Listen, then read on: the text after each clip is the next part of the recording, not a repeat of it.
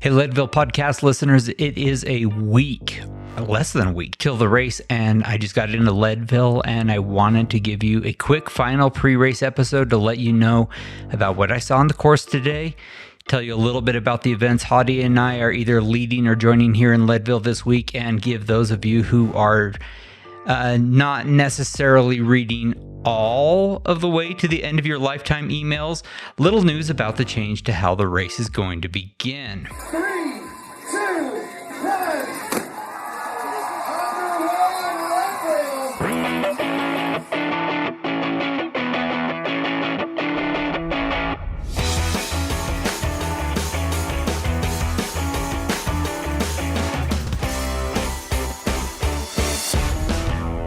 Leadville, the podcast for the 100-mile mountain bike race presented by Floyd's of Leadville.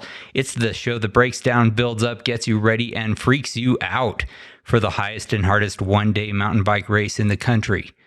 So a quick personal word of advice before I dive into this sort of laundry list of an episode. We pride ourselves on being the show that freaks you out about this race, but only to a point.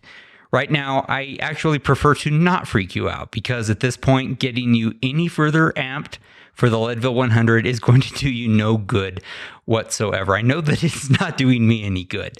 At this point, you're probably as prepared as you're going to be. You've got the bike you're going to ride, so go with it. Race hard, stick to your plan, your nutrition plan, your gear plan, your crewing plan, all of your plans.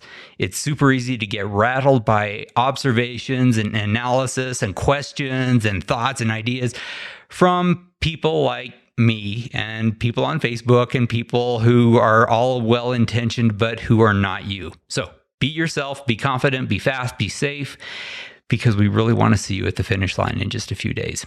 So I'm going to kind of keep this theme of this special laundry list episode very self-indulgent here, since Hadi's traveling right now and so he can't rein me in. I want to tell you about the ride I did as soon as I got to Leadville today.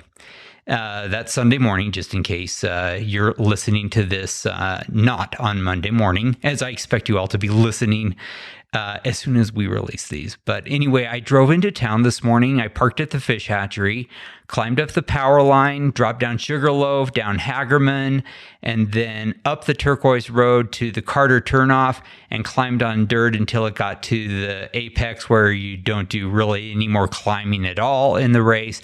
And then I just sort of retraced my steps back to the fish hatchery. It was about 30 miles, about 4,500 feet of climbing, and I think I beat the rainstorm by maybe 30 seconds. It's been raining here in Leadville pretty steadily the whole afternoon and into the evening since I finished my ride. And that was probably too much ride, especially so soon before the race. But it was actually really in line with my goals for this year in this race, which is to have a lot of fun and get in a lot of riding. But here's the thing. I checked Strava afterward, and I actually PR'd my climb on the pavement, and I PR'd my descent down Powerline, which was surprising because I was just, like I said, having fun, rolling along, not really necessarily going for a PR. Wasn't necessarily really at my limit. So maybe Powerline really is faster than it used to be.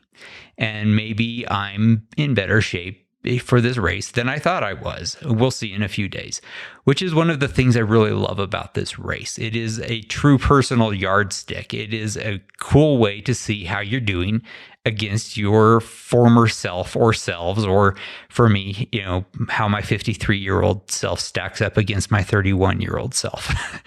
Anyway, in addition to this newly graded part of the Powerline being super fast and clean, you can count actually on all of Powerline, not just the newly graded part, being in really good, fast shape. Of course, everyone or rather everything could change between now and race day, as witnessed by the 7 continuous hours of rain we've had this Sunday afternoon and evening, and it's supposed to get even harder on into the night. Who knows, maybe we'll all have those ruts down Powerline that everyone was hoping for after all. Okay, so I want to talk about all of the cool Leadville-related stuff Hadi and I have got coming up this week that we would love to see you at. Some of it is going to be reminders, but definitely not all of it. There are a couple of things we've not mentioned in this podcast before we would still like to have you come to if you can make it in your schedule. First of all, and this is one we have talked about quite a bit, there is the ride up to Columbine Mine. And that is Wednesday at 1 p.m. We're getting together at the base of the climb, then riding to the top. We're going to take a few pictures, maybe answer a couple of questions, and then we are riding back down. Now, not everyone is going to want to ride to the top. Honestly, I probably shouldn't myself after today's ride, but I really want to. So there will be, regardless, there's going to be a couple or maybe just one regroup and a turnaround partway up for the folks whose coaches or common sense is saying, this close to the race, maybe I don't need to make the full climb up to the top of Columbine. Regardless, our friends at the feed are going to be at the beginning of this ride giving out bottles and hydration kits before, and then after this ride, we're going to join back together at Floyd's of Leadville, where they're going to be doing their best to make 80 or so recovery drink mixes at their HQ.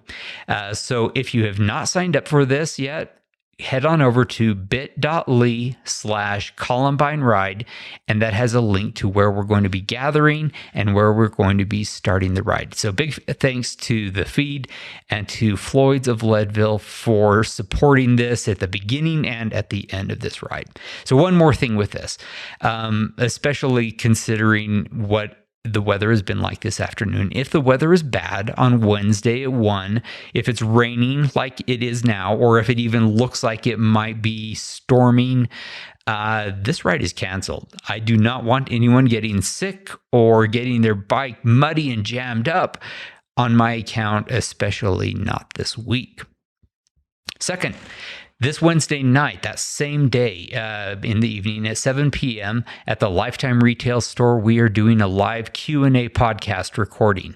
Of course, we've talked about this before, and the 50 tickets for it went in practically no time at all, and so those are all sold out. But if you want to come hang out at the store and see if we can squeeze you in, we will fit in as many people as we can. Of course, people with tickets get priority, so no guarantee.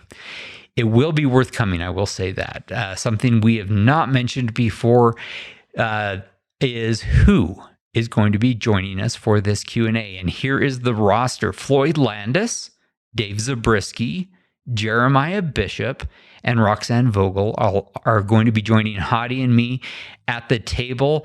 That's more people than we have microphones. We'll figure it out.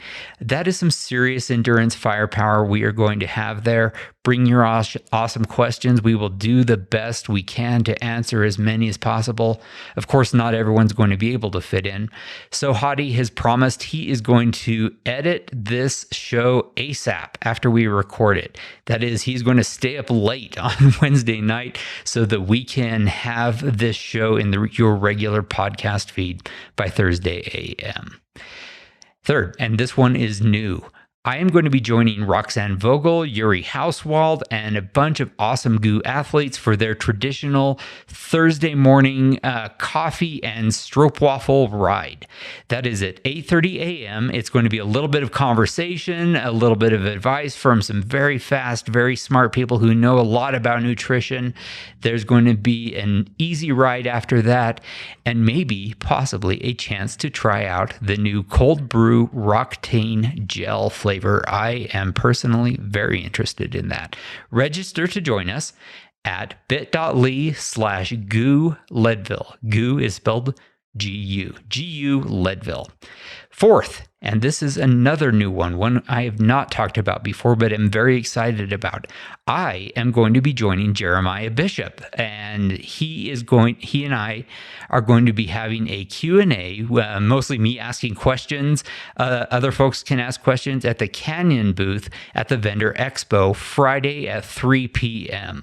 I'm not going to be trying to steal any of Jeremiah's thunder right at this moment, but I am going to say that he has mentioned that he is in extraordinary form right now. I don't think he said extraordinary form. He has mentioned that he has good fitness right now, and he has also been considering some very interesting gear choices. So if you're not doing the math yet, or even if you are, come learn more at the Canyon booth at the expo. You can get more details for that at bit.ly/Canyon Leadville. And fifth, come join Hottie and my wife, the Hammer, at the 10K the day after the big race, right after the award ceremony. I know most of you are runners. I don't know that. I'm not. But it should be a lot of fun if you can do 10K after doing 100 miles. That is some extra chest thumping and boasting merit points right there. I personally will be there with my cowbell cheering you on.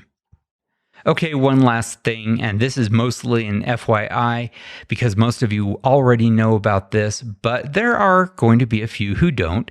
On the podcast, we have made a big deal about when wave starts were announced, and of course, I made no secret personally about being excited for this change. But last week, Lifetime announced that wave starts would not be happening after all. I don't have any special information on the why apart from what is in the email, so I'm just going to say what's obvious. I am a little bit bummed, but this is a very small part of a very long day. And I've started this race 22 times, never with waves, and I've always loved the race with the mass start. So that said, I am hopeful that Lifetime is going to find a way to negotiate whatever needs negotiating and bring wave starts to the race next year, or, the year after that. I'm going to be around. I'm going to go ahead and wrap up this solo laundry list episode of the Leadville podcast now, presented, of course, by Floyd's of Leadville. If you like this little show, give us a 5-star rating and review over at Apple Podcasts. Also, share it with your other cycling friends and support our sponsors by letting them know you appreciate them making this show possible. Meanwhile, if you have other questions or ideas for us, head over to the Leadville100podcast.com comment section and leave that question right there. Now is a great time to do that because I could use some great questions to start the Q&A episode we are going to be recording this Wednesday. Finally, follow me on Twitter. I am at Fat Cyclist. Hottie is at Michael Houghton, and you can find us both on Facebook, where we are active on the Leadville 100 MTB participants group. If you've got a question, you can DM it to us or just ask it on the group, and there's a good chance we will answer it maybe at that Q&A episode coming later this week. Good luck in your tapering. Thanks for listening, and we will see you very soon at the finish line.